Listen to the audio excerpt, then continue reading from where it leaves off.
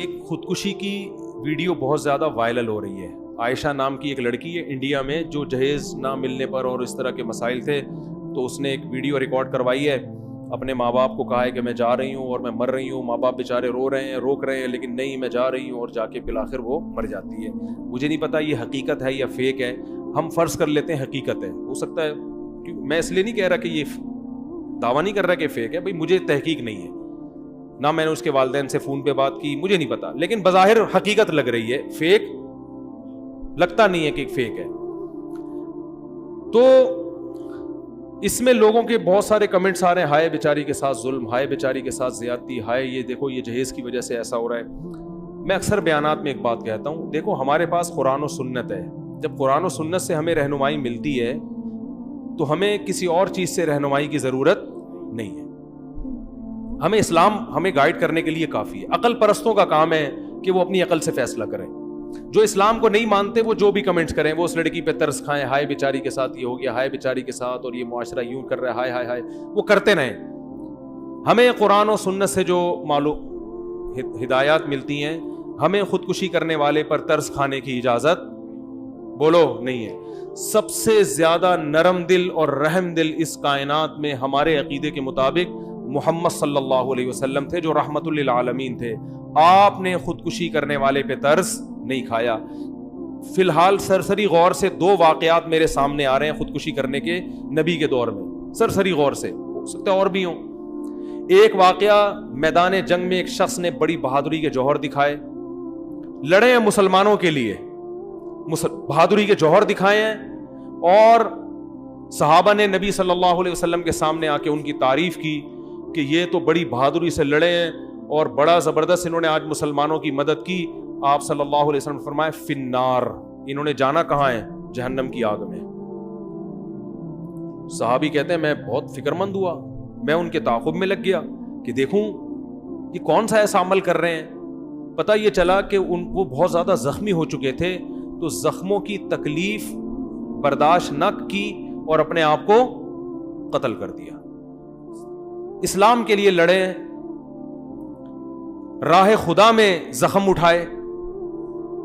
تھوڑی سی آزمائش رہ گئی تھی کہ ان زخموں کو کی تکلیف کو برداشت کرنا ہے کس کے لیے, اللہ کے لیے. اور وہ تکلیف بھی یقیناً بہت زیادہ, کیونکہ اس زمانے میں لوگوں میں برداشت اور حوصلہ آج سے کروڑا گنا زیادہ تھا. بظاہر تو یہ جنگ اللہ ہی کے لیے ہے نا, وہ تو آپ پھر کچھ بھی کہتے رہے, منافق تھے یا کیا تھے, صحابی تھے, ہمیں نہیں پتا.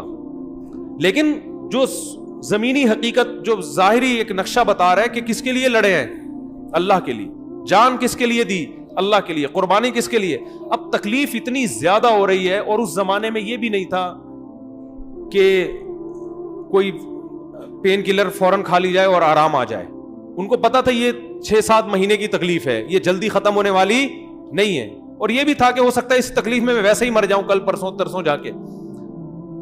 اتنی اذیت کہ برداشت نہیں ہو رہی, تو اپنے آپ کو کیا کر دیا, ہلاک. اور نبی نے کیا فرمایا, کہاں گئے ہیں, آگ میں.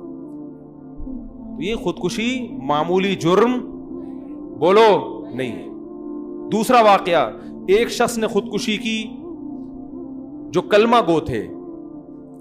نبی صلی اللہ علیہ وسلم نے جنازہ پڑھنے سے انکار کر دیا. اسی وجہ سے علماء نے کہا کہ اگر کوئی خودکشی کرے تو قوم کا مقتدا, رہبر, مسجد کا امام اس کا جنازہ نہ پڑھائے, عام لوگ جنازہ پڑھائیں, کیونکہ ہے بہرحال مسلمان, جنازہ ہوگا عام پبلک پڑھائے گی. کسی مشہور شخصیت کو جس کے جنازے کو لوگ فخر کرتے ہوں کہ ہمارا جنازہ فلاں, ہمارے لواحقین کا جنازہ فلاں نے پڑھوایا, ہوتا ہے نا, بعض لوگ کہتے ہیں بھی فلاں سے جنازہ پڑھوائیں گے, مشہور آدمی ہے. تو ایسا شخص, کیونکہ کیا ہے کہ نبی صلی اللہ علیہ وسلم اگر جنازہ پڑھاتے تو یہ ایک فضیلت ثابت ہوتی کہ ان کا جنازہ کس نے پڑھایا ہے, نبی نے. آپ نے ان کو اس فضیلت سے محروم کر, حالانکہ ان کو تو زیادہ ضرورت تھی کیونکہ وہ گناہ کیا ہے, تو نبی کی توبہ کی ان کو زیادہ ضرورت ہے. لیکن آپ صلی اللہ علیہ وسلم نے ایک دوسرے پہلو کو دیکھا کہ اگر میں جنازہ پڑھاؤں گا, میں استغفار کروں گا, تو ٹھیک ہے ان کی مغفرت کا چانس ہے, لیکن خودکشی کے جرم کو لوگ کیا سمجھیں گے, ہلکا.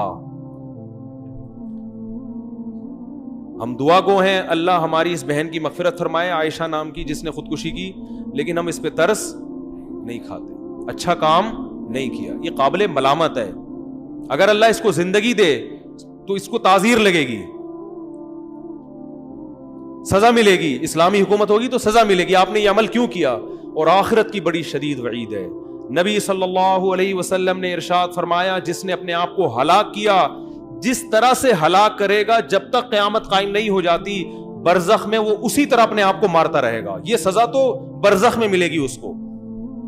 نبی نے فرمایا, جس نے اپنے آپ کو پہاڑ سے گرا کے مارا, عالم برزخ میں پہاڑ قائم کیا جائے گا اور وہ اپنے آپ کو وہاں سے چھلانگ مار کے, جو موت کی تکلیف اس کو ہوئی ہے نا وہ بار بار ہوتی رہے گی. جس نے اپنے آپ کو جلا کے مارا, آگ میں چھلانگ لگائی, آپ صلی اللہ علیہ وسلم نے فرمایا قیامت تک آگ کے اندر ہی جلتا رہے گا وہ. جس نے اپنے آپ کو زہر پی کے مارا, اللہ اس کو ایک صورت مثالیہ دیں گے برزخ میں, اور وہ زہر کی بوتل, حدیث کا مفہوم بیان کر رہا ہوں, زہر کی بوتل پیے گا, جس ترتیب اذیت سے وہ مرا تھا نا اسی اذیت سے مرے گا. دوبارہ اللہ اس کو جسم دیں گے, پھر اسی طرح مرے گا, اور قیامت جب تک قائم نہیں ہو جاتی یہ عذاب اس کو بولو ملتا رہے گا.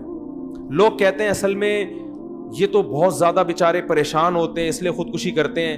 نبی کی یہ جتنی وعیدیں ہیں انہی خودکشی کرنے والوں کے لیے ہیں جنہوں نے خوشی میں خودکشی نہیں کی بلکہ غموں سے بیزار ہو کے کی ہے. خوشی میں کون خودکشی کرتا ہے؟